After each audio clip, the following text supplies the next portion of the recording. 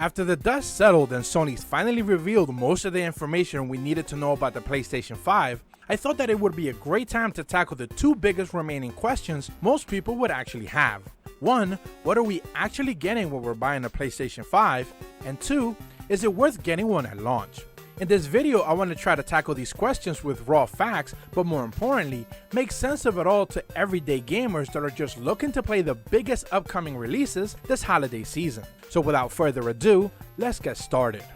Sony's next generation plans aren't wavering from their strategy back on the PlayStation 3 or even the PlayStation 4. Their goals are pretty straightforward: sell consumers first-party games that at some point will be exclusive to the PlayStation 5.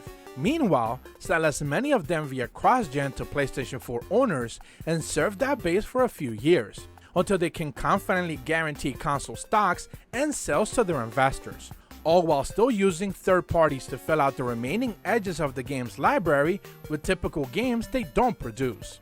This time around, the system is targeting 8K and up to 120 frames per second according to their marketing. Bold claims for sure. But if we think back to the launch of the PlayStation 4 Pro, launched just a few years ago, they were touting locked 4K resolutions, which ended up fizzling out with pseudo checkerboard rendering 4K, and not many 4K native games ended up releasing. People should fully expect going in to hear a lot of marketing talk, but keep in mind that 4K 60 frames per second is most likely the target for this system. We know that mostly because of the architecture.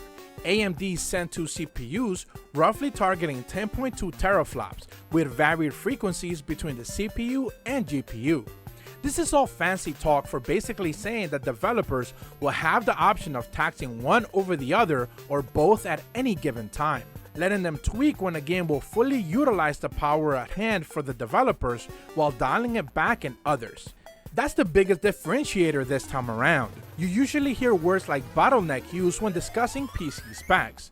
While we do expect the PlayStation 5 to actually be bottlenecked in the future as developers use more complex and visually striking game engines, the idea is that at least for a time, the system will be able to fully utilize its power from the outset without much tinkering. Backing this claim is the new SSD, all 825 gigs of it, which isn't much, but is enough to store a few next-gen only games that will be transferring at speeds of 5.5 gigs per second, meaning that a full game world can be rendered instantly or in seconds when properly optimized. Keep in mind that their marketing often spoke of removal of load times altogether, and that's simply not the case. But they will be so minimal that it would be as if they're not there to begin with. Take NBA 2K21 for example. The developers are claiming 2 to 3 second load times. That's insanely fast when compared to the 20 to 30 seconds we usually see on the PlayStation 4, but that's still not instant. An expandable NVMe SSD slot accompanies the small SSD installed in the system. This means that you'll have the option to buy an off-the-shelf brand new type of PCIe 4.0 NVMe SSD solid state drive for be it 500 gigs, 1 terabyte or even 2 to 3 terabytes and instantly get it to work on your system. There's actually two issues with this as of right now. One, we don't know the lineup of viable SSDs that you can buy, one which I'll talk about in a few seconds being a potential option, but also two, pricing is just not welcoming when bundled with the purchase of a brand new system. The Samsung 970 Pro is widely known as one of the most reliable and fastest NVMe drives out there in the market today. Its launch price was roughly $350, and if you were to visit Amazon right now, you see that the price hasn't dropped almost at all. One of the ongoing notions that because Sony will let you buy parts off the shelf, the prices will be driven down extremely fast. I feel that that's a misguided notion, at least for the first few years. In order for prices to drop, there needs to be massive competition, something that we've seen in the past few years with microSD cards. Not just because they're on the Switch, but because just about every single phone uses one. This is the driving factor for competition. These high-end memories, however, that only enthusiasts will be after, will have a tougher time dropping in price unless more and more devices start requiring them in a massive scale, regardless if several companies have access to the infrastructure to make new models. One of the first models we think might be optimized for the PlayStation 5 is the Samsung 980 Pro, being sold for roughly $230 for just 1TB. It's still cheaper than the previous generation's competition, and the speeds do match the internal PlayStation 5 speeds and even surpass them in times. But until we get a word from Sony, we won't fully know if even this extremely impressive SSD is worth spending your money on. 3D audio is another thing that Sony has been touting with commercial after commercial, but this feels like another one of those things that is hard to explain and is best experienced. It's worth remembering that this is something they also tried to sell people on back on the PlayStation 4, but it never took quite off. Haptic feedback on the new DualSense falls into that same category. Most people have taken to calling it HD Rumble Pro, and it's no surprise that a lot of talking points for adaptive triggers, different resistances, and even games letting you play with locking buttons for a certain effect are things that we already heard the Joy-Cons could properly do early on. Almost no games take full advantage of them, mostly because this takes away from development time and efforts from other ends in the game. That's not to say that they're a bad idea or even a gimmick, but when a team is trying to get a game out into the market, there's only a certain amount of assets, and worrying about Rumble isn't one of them. Backwards compatibility is also a big issue. While we heard the line of 99% of backwards compatibility will be available, several outlets have been putting out article after article where Sony is only willing to discuss the top 100 games being backwards compatible right out of the gate, but there could be an eventual rollout to the rest of 3,000 or so titles. There's even a PlayStation Network leak confirming that there's PlayStation 4 games not supported on the PlayStation 5 and they will be marked as such on the PlayStation Store, meaning that they could never end up getting backwards compatibility or they're not even being considered for the time of launch. All of this is nebulous and vague, putting in direct contrast to what Microsoft is doing with Smart Delivery and their very own backwards compatibility, where every game works out of the box, even with a boosted mode no less. But I won't get into too much of what Xbox is doing, as we'll cover that in a later time. The cross-saves issue is also rearing its ugly head. Recently, games like Spider-Man Remastered on the PlayStation 5 won't let you use your game save from the PlayStation 4. Hell, you can't even buy the game outright unless you buy the Miles Morales Ultimate Edition. This isn't just exclusive to first-party games, however. We learned that games like Yakuza Like the Dragon will also have the same issue, and your save will not be able to carry over from the PlayStation 4 to the PlayStation 5, and the game list is just growing with each and every day. I'm glad that some people are starting to talk about it. The Beyond IGN podcast dedicated an entire segment on discussing this very issue, and we should be putting pressure on not just Sony, but any company that doesn't feel like valuing your time by letting you bring out your save into the next gen, while still touting backwards compatibility. Accessories and controllers not working on the PlayStation 5 to the fullest and even not working at all is another concern. For example, the PlayStation 4 controller can work on a PlayStation 5, but only if you're playing PlayStation 4 games. Meanwhile, it will just magically refuse to work if you try to play the aforementioned Spider-Man Remastered on the PS5, and that game will work on your PlayStation 4 and PlayStation 5 just fine. Think about that for a second. You put your disc of Spider-Man from the PlayStation 4 onto your PS5. You get to play that game, not fully remastered. There's no upgrade path for you, but at least you get to use your PlayStation Controller 4 and it works.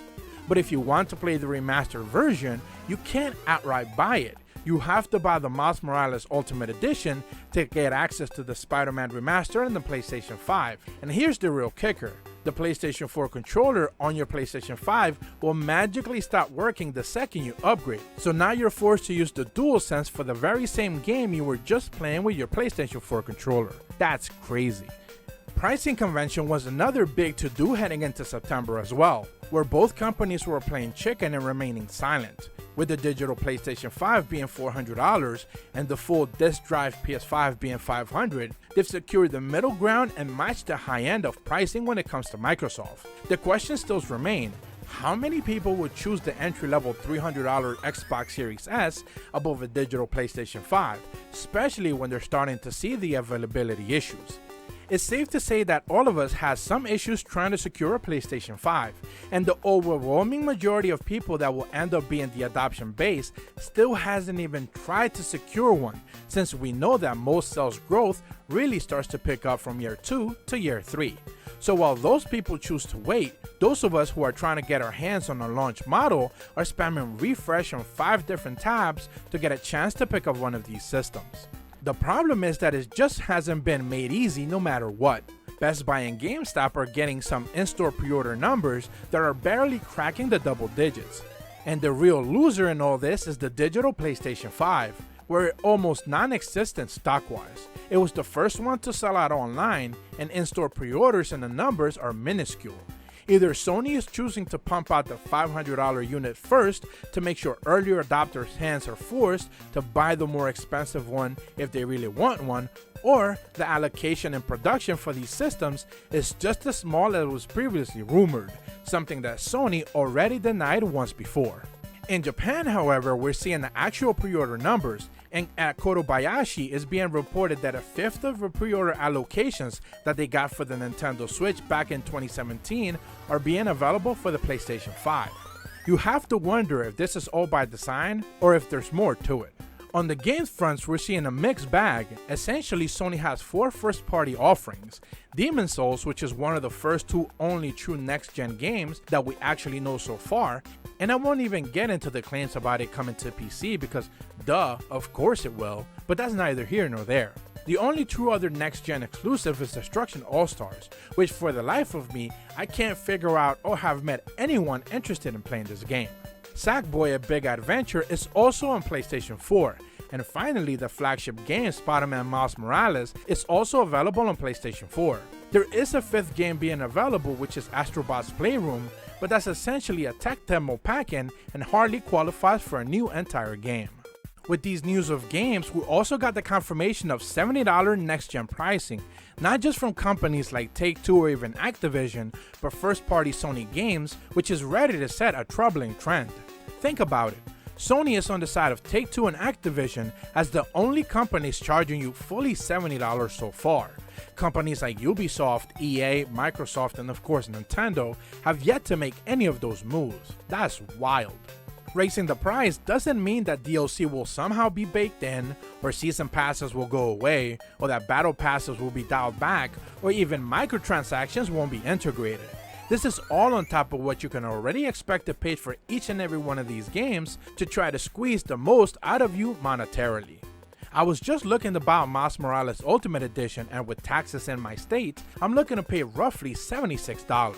That's a lot to ask out of people for these games. In their defense, Sony will start to alleviate some of these issues for some gamers who aren't necessarily ready to shell out for some big bucks on new games but would rather play some old ones instead. The PlayStation Plus collection will give you access to about 18 of the best PlayStation 4 games, with standouts like Bloodborne, Final Fantasy 15, Monster Hunter World, Persona 5, Resident Evil 7, Uncharted 4, and The Last of Us Remastered. Notice how all of these are older games and that you're not getting games like Ghost of Tsushima, Horizon Zero Dawn, or even The Last of Us 2. But I guess it's a start. It's certainly no Game Pass, hell, it's not even close to that. But the idea that they will probably expand on it and add more games in the future is a nice added free incentive if you're already paying for PlayStation Plus. Looking into the future, Sony does have a strong lineup of games, not just exclusives mind you, but games that will garner some attention like Final Fantasy 16. This is easily a standout game for me on the PlayStation 5, and I can't wait to get my hands on it.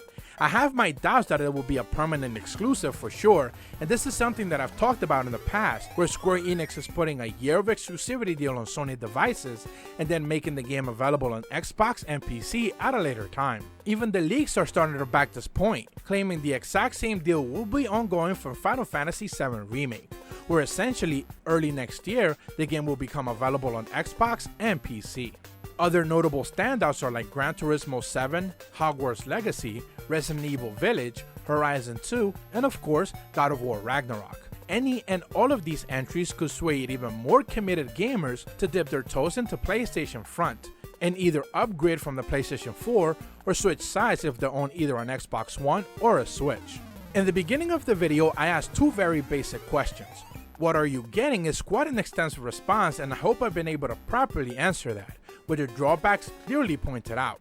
But is getting one at launch such an easy response? And the answer honestly falls onto you, the viewer. Things just aren't as cut as clear as they were back on the PlayStation 4 Versus and Xbox One launch era. But one thing is clear, Sony has not made this easy on themselves, and Microsoft sure as hell is trying their damnedest to make this a much closer race than it was in the past.